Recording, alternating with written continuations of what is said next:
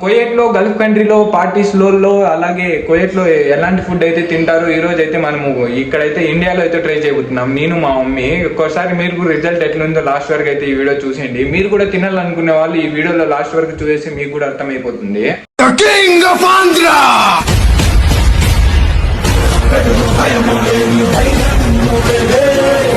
కావాల్సినంత నూనె అయితే ఈ బాయిల్ లోకి అయితే తీసుకోవాలి మనం. దాని తర్వాత అయితే యాలగుడ్లు అలాగే లవంగాలు అయితే వేసుకోవాలా. ఇప్పుడు మా మమ్మీ వేస్తుంది కదా, చూస్తున్నారు కదా మీరు కూడా. అలాగే ఆనియన్ అయితే వేసుకోవాలి మనము. బాగా రోస్ట్ అవ్వకముందే మనం అయితే ఇది తిప్పుతా ఉండాలా, ఎందుకంటే చాలా రోస్ట్ అయిపోతుంది ఇది చాలా వరకు. రిజల్ట్ అయితే ఇట్లా గోల్డెన్ కలర్ లో వచ్చిన తర్వాత మనం అయితే అల్లం పేస్ట్ అయితే కొంచెం వేసుకోవాలి మనకు కావాల్సినంత. మాకైతే ఇది సరిపోతుంది కాబట్టి ఇంత అయితే వేసుకుంటున్నాము. తర్వాత ఎర్రగడ్డ లవంగాలు ఇది అల్లం పేస్ట్ కలిపేసిన తర్వాత మనమైతే పచ్చిమిరకాయ దంచేసి వేసేవాళ్ళు దీంట్లో అయితే. ఇక్కడ చూడొచ్చు మీరు కూడా, మేము ఎలా దంచినామో అలా దంచుకొని దాంట్లో వేసుకోండి. మీరు చూడండి వేస్తున్నాము కదా. పండు మిరకాయ అంటారు దీని పేరు. దొరుకుతాయో లేదో తెలియదు కానీ నాకు ఇది అయితే కువైట్లో అయితే దొరుకుతాయి. మా మమ్మీ కువైట్ నుంచి వచ్చేటప్పుడు అయితే తీసుకొని వచ్చినారు దీన్ని. ఇది కూడా వేసుకోవాలి దీంట్లో టేస్ట్ రావాలంటే మనకి. తర్వాత ఇది వేసుకున్న తర్వాత మనం అయితే టమోటా వేసుకోవాలి. మనకి ఎంత కావాలో అంత కట్ చేసుకొని టమోటా అయితే దాంట్లో వేసుకుంటున్నాం. చూడండి మీరు కూడా ఒకసారి. వేసేసిన తర్వాత కొంచెం అలా తిప్పాలి. ఇది కొంచెం రోస్ట్ అయిన తర్వాత మనం కాస్త ఉప్పు అయితే వేసుకోవాలంట దీంట్లో. మా మమ్మీ వస్తుంది చూడండి, మీకు కూడా ఎంత ఉప్పు సరిపోతుందో మీరైతే వేసుకోండి. మాకు ఇది సరిపోతుంది కాబట్టి మేమైతే వేసుకునేసినాము. కొంచెం తిప్పాలి దాన్ని అయితే, ఎందుకంటే అది మెదగాలి కదా. వేసుకొని కొంచెం తిప్పిన తర్వాత అయితే కొత్తిమీర అయితే వేసుకోవాలి. మాకు సరిపోయేంత మేమైతే తీసుకున్నాము. మీకు ఎంత సరిపోతుందో మీరు కూడా అయితే తీసుకొని ట్రై చేయండి. నీరు వేసుకున్న తర్వాత తిప్పిన తర్వాత అయితే కువైట్ లో అలాగే గల్ఫ్ కంట్రీలో దీన్ని బీజార్ పొడి అంటారంట. ఇక్కడ దొరుకుతుందో లేదో నాకు ఐడియా లేదు కానీ కువైట్ లో అయితే కన్ఫర్మ్ గా దొరుకుతుంది. ఈ పొడి అయితే వేసుకోవాలి మనం దీంట్లో మనకు కావాల్సినంత. అలాగే వేసుకున్న తర్వాత కొంచెం తిప్పాలి దాన్ని. బీజార్ పొడి వేసుకున్న తర్వాత కొంచెం అయితే చికెన్ వేసుకోవాలా. మనం కడిగి పెట్టుకుంటాము, ఉడకబెట్టిన చికెన్ అయితే దాంట్లో వేసుకోవాలి మనము. ఇప్పుడు చూడండి మా మమ్మీ అయితే వేస్తుంది కదా, మనకు కావాల్సిన ముక్కలు అయితే మేము వేసుకుంటున్నాము.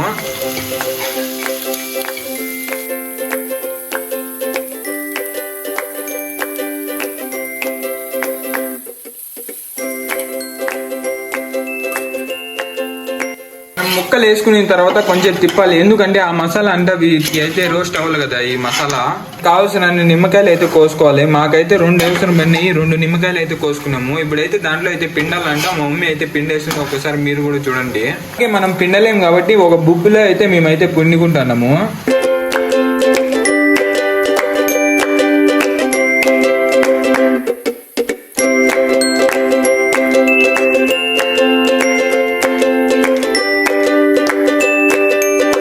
పిండేసినాము. గింజలు అయితే బయట తీసేయాలి. గింజలు వేసి మనకైతే టేస్ట్ అయితే మారిపోతుంది. ఇప్పుడు చూడండి నేనైతే దాంట్లో వేసాను. ఇలా చూడండి, ఇలా తిప్పుతూ వేయాలి, ఎందుకంటే అది మొత్తం స్ప్రెడ్ అవ్వాలి కదా ఎముకలకి అంతా. వేసుకున్న తర్వాత బాగా తిప్పాలి, ఎందుకంటే అవి ముక్కలు అయితే రోస్ట్ అయిపోతాయి చాలా వరకు అయితే.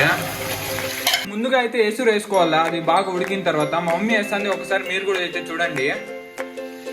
మాకు కావాల్సినంత మేమైతే ఎసురు అయితే తీసుకుంటున్నాము.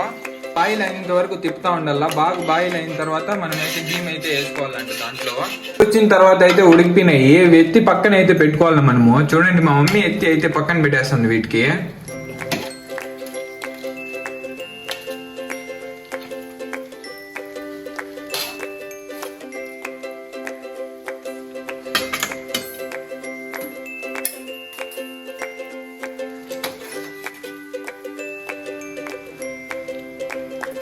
మాకు కావాల్సిన అన్ని ఎముకలు అన్ని ఎత్తి అయితే బయట వేసినాము. దీని తర్వాత అయితే మనము రైస్ అయితే వేసుకోవాలా. ఇంకా ఇది ఎత్తి పక్కన అయితే పెట్టేద్దాము.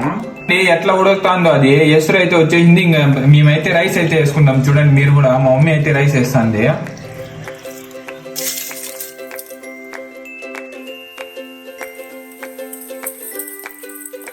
చూడండి మా మమ్మీ రైస్ వేస్తా అంటే అది ఎట్లా పొంగతాంది పైకి.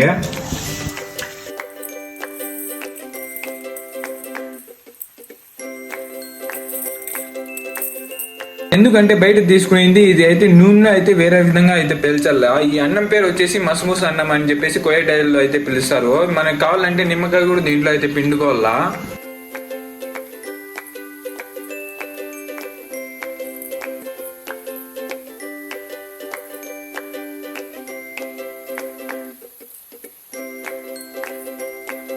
కావాల్సిన నిమ్మకాయ అయితే పిండుకున్నాము. మాకైతే ఒక నిమ్మకాయ అయితే కావాల్సి వచ్చింది, మేమైతే పిండుకునేసినాము. అయితే చూడొచ్చు ఇప్పుడు ఈడైతే ఎసరు అయితే కంప్లీట్ అయిపోయింది. ఇది ఇంకా అయితే దమ్ అయితే తీసుకోవాలా మనము. చూడండి మేము పెనుల్లో అయితే తీసి పెట్టుకున్నాము. ఇప్పుడు కాల్చడానికి అయితే ఇప్పుడు ఇక్కడ అయితే చూడండి మేము కాలుస్తున్నాము. ఇట్లయితే కాల్చుకోవాలి దాన్ని సపరేట్గా తీసి. రిజల్ట్ చూడండి, నూనెలో వేగిన తర్వాత అయితే చూడండి ఇట్లా వస్తాయి. ఇట్లా అయిన తర్వాత మనం తింటే టేస్ట్ అయితే మనకైతే తెలుస్తుంది. ఇంకా ఇక్కడ కొన్ని అయితే మిగిలిన ఇంకా ఇక్కడైతే ఫ్రై అవుతున్నాయి.